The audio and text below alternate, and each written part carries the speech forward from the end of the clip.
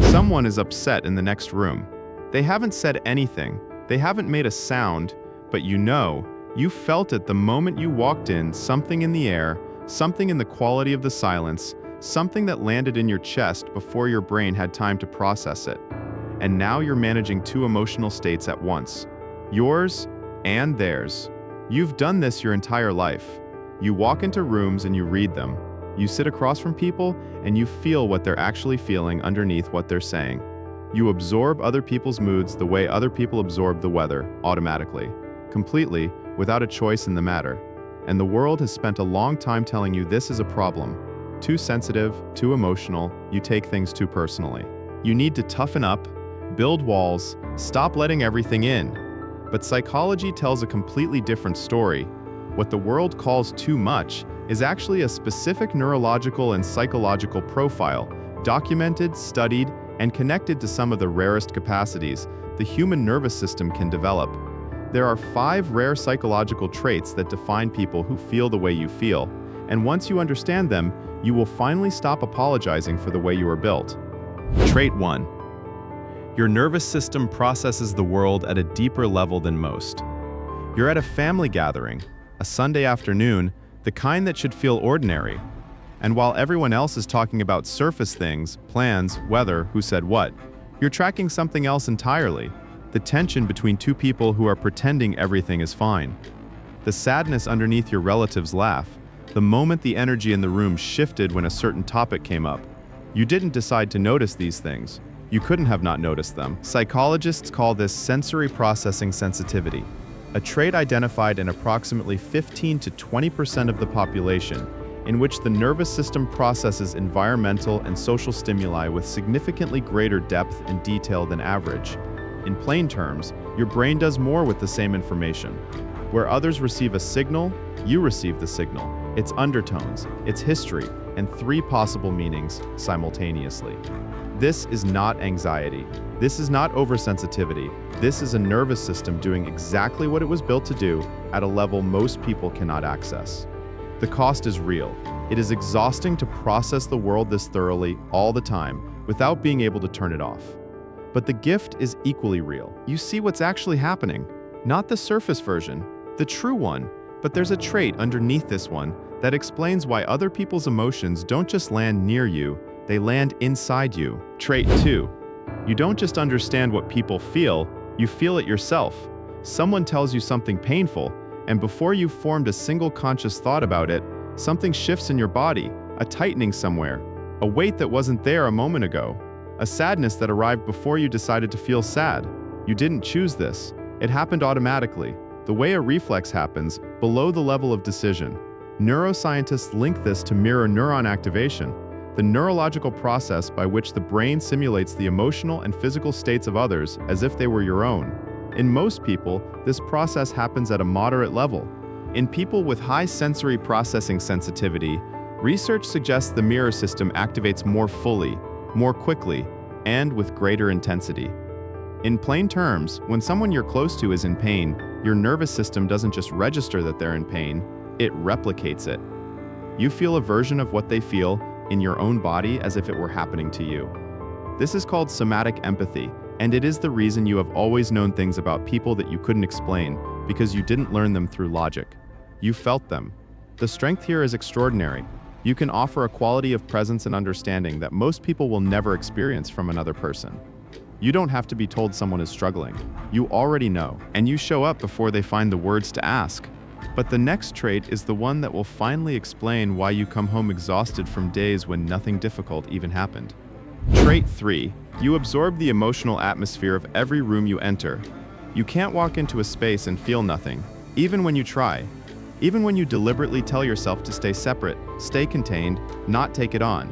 It happens anyway. A colleague is having a bad day, and by noon you're carrying a version of their bad day without having been told about it. A friend is anxious before they've said a word, and you arrived already feeling the edges of it. You drive home after an evening with people, and you're not sure anymore which feelings are yours, and which ones you picked up along the way.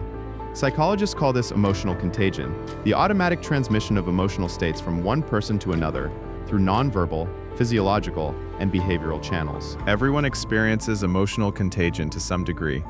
But in people with high empathic sensitivity, the transmission is faster, deeper, and harder to interrupt.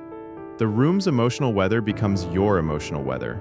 Not because you're weak, not because you lack boundaries, but because your nervous system is extraordinarily attuned to the people around you, picking up frequencies that most people's systems simply filter out.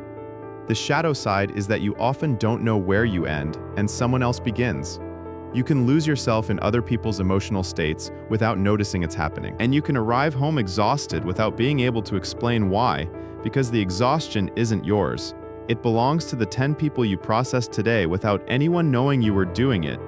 But what happens to a person who feels this much over years in a world that doesn't understand it? The next trait is what that looks like. There's something I want to say here before we go further, because this is the part that's hardest to hold, the part that comes up late at night, when you've given everything you had to someone who needed it, and you're lying there depleted, and you realize that you've spent the whole day feeling other people's feelings.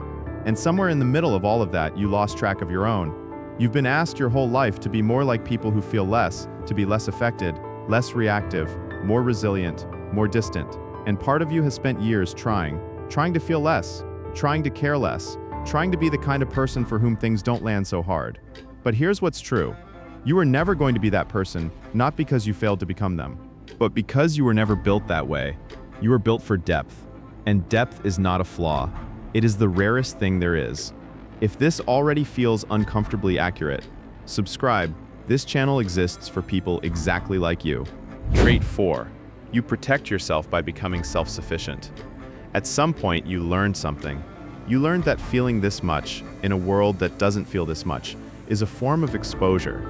That opening yourself to people means opening yourself to pain that arrives at full intensity, without a buffer. And so you built one. Not walls exactly. Something more subtle. You became someone who handles things alone, who doesn't reach out until the last possible moment, who is extraordinarily capable of self-sufficiency. Not because you don't need anything, but because needing people felt too costly for someone with a nervous system like yours. Psychologists call this hyper-independence, a self-protective adaptation in which a person with high emotional sensitivity reduces their vulnerability by limiting their reliance on others. It develops not from coldness, but from the opposite, from feeling too much, too fast, too deeply, and learning across years that the safest way to manage that is to need less from the outside world. The cost is loneliness. A particular kind of loneliness, surrounded by people who care about you, who would help if you asked, but unable to ask because asking means opening to the full weight of the interaction. And a person with your nervous system feels even the smallest interaction at full volume.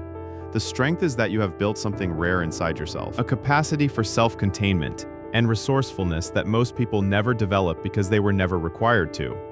But the last trait is the one that changes everything, because it's the reason people remember you long after you've left the room. Trait 5. You make people feel seen in a way they've never experienced before. Think about the people in your life who have told you at some point that you were the first person who really understood them.